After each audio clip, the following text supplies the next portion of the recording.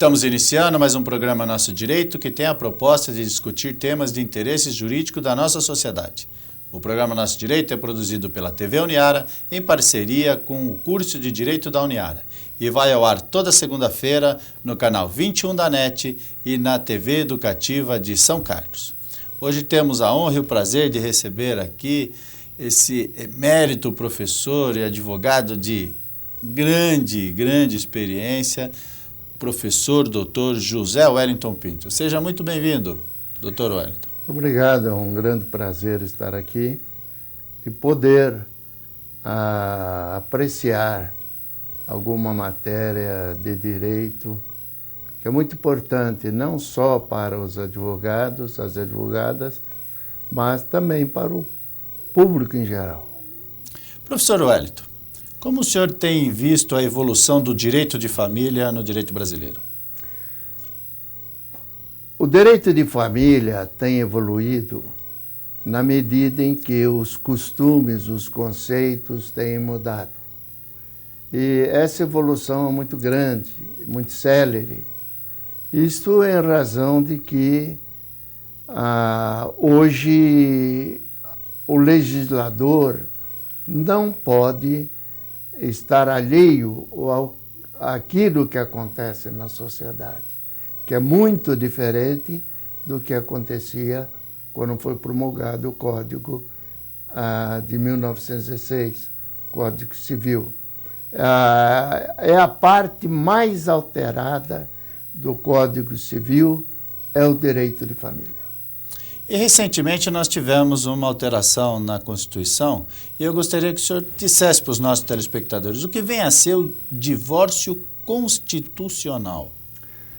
Veja bem, essa é uma luta que já vem de anos e o Instituto Brasileiro de Direito de Família já estudava um projeto há quase uma década. E o artigo 226, parágrafo 6º da Constituição Federal, dispunha que o divórcio será concedido, seria na época concedido, né, após a separação judicial por mais de um ano e se o casal estiver separado de fato há pelo menos 2 anos. A emenda constitucional 66 de 2010, 13 de julho de 2010, quando foi promulgada pelo Congresso Nacional, ela alterou o parágrafo 6º do artigo 226 da Constituição Federal e diz que o divórcio será concedido sem aquelas exigências de separação judicial por decurso de 1 ano e 2 anos de separação de fato. Ela simplesmente diz que o divórcio, que o casamento pode ser dissolvido pelo divórcio. Sem necessidade de qualquer recurso. Texto seco do parágrafo 6º hoje. Quer dizer, não há mais necessidade da prévia separação judicial e nem que o casal esteja separado de fato há pelo menos 2 anos. E para os casos, professor Wellington, antes da promulgação dessa emenda constitucional, que já estavam separados judicialmente e aguardavam aquele decurso de 1 ano. Como ficam esses casos? Eles puderam requerer de pronto a conversão em divórcio, independente do tempo decorrido, e aqueles que estavam separados de fato também requereram o divórcio constitucional, independentemente de fazer 6 meses ou 8 meses ou 1 ano que eles estavam separados. E aquela exigência que existia de pelo menos 2 testemunhas, de comprovarem... Não, caiu tudo. Hoje o divórcio, pela nova redação do parágrafo 6 do 226, né, que é o divórcio constitucional, ele se divide, vamos dizer assim, em 3 maneiras do casal requerer o divórcio. Primeira, o divórcio consensual. O casal, assistido por um advogado, né, ele se apresenta perante o juiz, já com a petição pronta, estabelecendo as condições do divórcio, o chamado divórcio consensual. A segunda forma, quando apenas um dos cônjuges pretende o divórcio, ele pode dar início à ação, aí ele teria que alegar, naturalmente, a impossibilidade da vida em comum, por incompatibilidade de gênero, ou o chamado divórcio falência, né? Quando os cônjuges já não conversam entre si, não há condições de vida em comum, e o legislador pergunta, né? Por que manter unidos quem quer viver separados? E a terceira forma, quando não houver filhos menores ou filhos incapazes, o casal vai a um cartório, como se fosse vender uma casa ou comprar uma casa, e lavra uma escritura de divórcio. A lei permite hoje, mas sempre assistidos por um advogado. E nesse caso da escritura pública, também não pode haver discrepância quanto à partilha? Não, tem que haver a partilha. Obrigatoriamente? Obrigatoriamente. Quando for feita em cartório, administrativamente, há necessidade de se fazer a partilha dos bens. Agora, e judicialmente? É possível requerer o divórcio sem a partilha? Há uma previsão no Código Civil de que não há necessidade de se fazer a partilha. A finalidade do divórcio constitucional é a concessão do divórcio. Se houver acordo, se houver consenso quanto à guarda de filhos menores, isso eu já estou falando no divórcio judicial, não perante o cartório. Se houver consenso sobre a guarda dos filhos, pensão alimentícia, sobre também a partilha dos bens, tudo isso pode requerer no divórcio.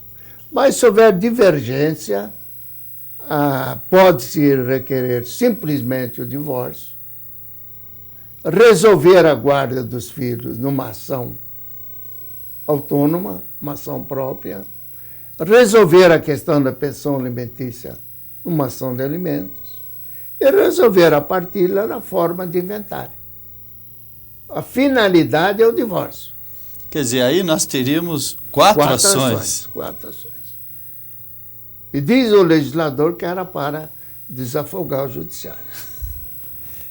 Criou-se realmente um problema quando não há, evidentemente, o consenso.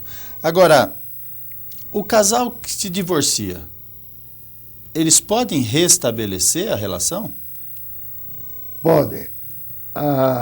Só que aí é um detalhe. Antes, pela separação judicial, consensual ou litigiosa, a sociedade conjugal poderia ser restabelecida através de uma simples petição ao juiz. Agora não, agora divorciou, o casal só pode restabelecer a sociedade conjugal através de um novo casamento. Agora, aqui entre nós, hein, Zé? Casar 2 vezes com a mesma mulher é dose, hein? Esses dias eu brinco muito com os nossos alunos. Eu disse que eu estou casado há 22 anos e que casar é muito bom. O difícil é a mulher que vem junto, né? Mas, professor Wellington, vamos agora para um breve intervalo e retornamos para falar de um tema que ficou muito polêmico, que é a separação judicial. Ela ainda existe ou ela terminou com essa alteração da Emenda Constitucional 66. Um breve intervalo e já retornamos.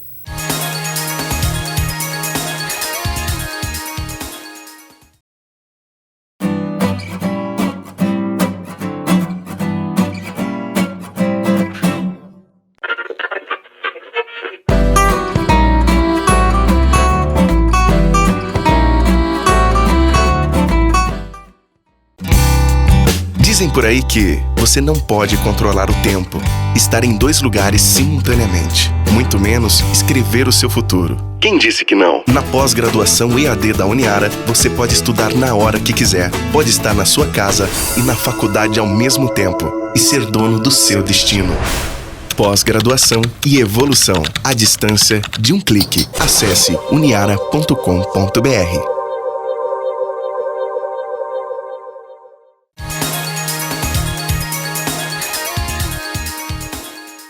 Estamos retornando com o programa Nosso Direito, que tem a proposta de discutir temas de interesse jurídico da nossa sociedade. Quer participar? Mande um e-mail para a gente, direito@uniara.com.br ou pelos telefones 16 3301 7173 ou 3301 7129. Professor Wellington, continuando sobre essas nuances do novo divórcio constitucional. A mulher divorciada, como fica o nome da mulher divorciada? Na legislação brasileira sempre prevaleceu o conceito de que cabe à mulher decidir se ela continua usando o nome, sobrenome, né, que nós falamos do marido, ou se ela volta a assinar o nome de solteira. É uma faculdade que a mulher deve decidir. Agora, pode ocorrer que num divórcio litigioso, o juiz, atendendo a um requerimento do marido, né, do cônjuge varão, prive a mulher de continuar usando o sobrenome do marido. Mas a regra geral, que vigora desde o Código de 1916, é que compete à mulher decidir se continua ou não usando o nome do marido. E quanto aos alimentos, o que muito conhecido como a pensão alimentícia, entre os cônjuges nesse novo procedimento de divórcio? Se houver um consenso, pode ser estipulado no próprio divórcio constitucional.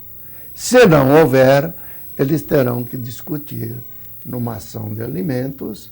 E hoje, mais do que nunca, no texto do Código Civil, compete à mulher provar a necessidade, que ela tem necessidade dos alimentos.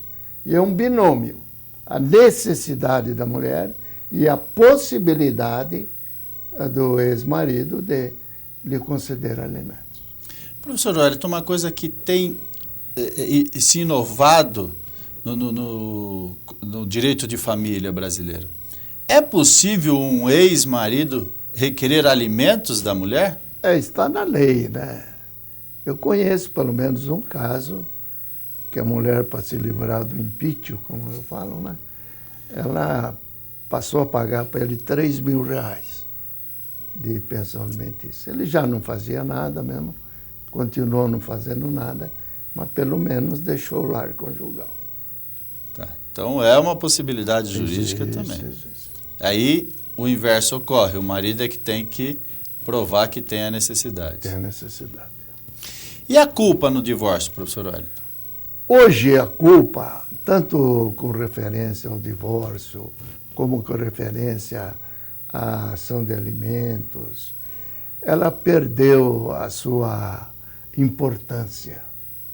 Ela não influi no divórcio, porque se for provado o divórcio falência, que não há mais diálogo entre as partes, não há mais condições de viverem juntos, o divórcio será decretado, independentemente de culpa deste ou daquele. O Código Civil prevê hoje até, mesmo se a mulher for considerada culpada numa ação de divórcio, se ela necessitar, ela pode reivindicar alimentos do marido. mas desde que ele tenha possibilidade de alimentá-la. Então, a culpa, praticamente, hoje há maridos que insistem com o advogado. Não, porque ela namora outro homem, eu quero provar. Uma ocasião eu perdi até a paciência, certo? Com o cidadão, eu falei, escuta, você quer o que? Que o juiz te dê um atestado de corno? Não adianta você provar. Se ela tiver direito a alimentos, ela vai ter os alimentos. Se ela tiver necessidade. Se ela for uma boa mãe, embora mulher infiel, ela poderá ficar com a guarda dos filhos. Então, provar a culpa por quê? Não há necessidade. E aí, essa é uma das alterações dos costumes, das mudanças que o senhor disse no início do nosso Isso programa. hoje é pacífico na jurisprudência, na doutrina. Hoje não se fala mais em culpa. E o foro competente para se ingressar com uma ação de divórcio? Embora a Constituição de 88 tenha equiparado o homem e a mulher, né, os mesmos direitos, mas prevalece ainda o foro da mulher. É o artigo 100, inciso 1 do Código de Processo Civil. O foro é sempre da mulher. Sempre da mulher. Sempre da mulher. Nós terminamos aquele bloco falando sobre uma situação jurídica que ocorreu e que tem dado aso a muitas discussões, fóruns jurídicos muito interessantes, que com a supressão do parágrafo 6º do artigo 226 da Constituição, daquele lapso temporal, que teria-se acabado o instituto da separação judicial. Como o senhor entende que ficou essa questão? No início, José, eu balancei um pouco, mas lendo alguns autores de renome, né, e os advogados têm que ter muito cuidado ao comprar livros, certo? Porque tem muita gente escrevendo e pouca gente sabendo escrever. Então você precisa procurar aqueles autores tradicionais de renome. Hoje eu estou convencido de que realmente, embora não revogada expressamente, a separação judicial ela é incompatível com a redação do parágrafo 6º do artigo do 226 da Constituição Federal, que não prevê mais o divórcio com prévia separação judicial, não prevê o divórcio pela separação de fato. Ele só diz que a dissolução do casamento se dá mediante o divórcio. Então, não há mais compatibilidade entre as disposições do Código Civil, que regula a separação judicial, com a redação atual do parágrafo 6º do artigo 226 do Código Civil. Acabou a separação judicial consensual ou litigiosa. Quer dizer, embora o Código Civil ainda expressamente nos seus artigos 1500 e para frente, eles tragam ainda o termo... permaneceram, mas o entendimento hoje, eu acredito que seja unânime da doutrina. Daqui a pouco os tribunais vão se manifestar também, vão uniformizar esse entendimento e realmente não há mais o que falar. E o senhor entende que, por exemplo, um advogado mais tradicional, ainda mais antigo, que queira ingressar em juízo com uma separação judicial lastreado, que ela ainda está expressamente contida no Código Civil, ele conseguiria sucesso nesse intento no judiciário? Ou os juízes têm tido alguma postura diferenciada nesse sentido? Os juízes, de um modo geral, eles... há um artigo do Código que permite que o juiz determine a parte que emende a inicial, né? Fatalmente, ele mandará a parte converter a separação em divórcio constitucional, porque não tem mais sentido receber uma separação judicial. Até porque a incompatibilidade, eu entendo que realmente ela ocorre em razão até de que separou judicialmente. Aí depois pode requerer o divórcio. Quando? Amanhã. Não há mais aquela condição, então... E a mais, o cidadão pode casar sábado que vem, que é dia de casamento, né? E mês que vem requerer o divórcio. Não há uma prazo nenhum. Pode ser 3 dias, 1 semana, 2 meses. No momento em que eles brigam, ela fala, vou para a casa da mamãe, já pode requerer o divórcio. Muito bem. Estamos encerrando o nosso programa. É um grande prazer tê-lo aqui, professor Wellington. As suas considerações finais. Agradecer, é sempre um prazer estar aqui. Eu sou um grande apaixonado do direito de família e sempre que convidado aqui estarei. Muito obrigado. Estamos encerrando mais um programa Nosso Direito, mas nos vemos a semana que vem.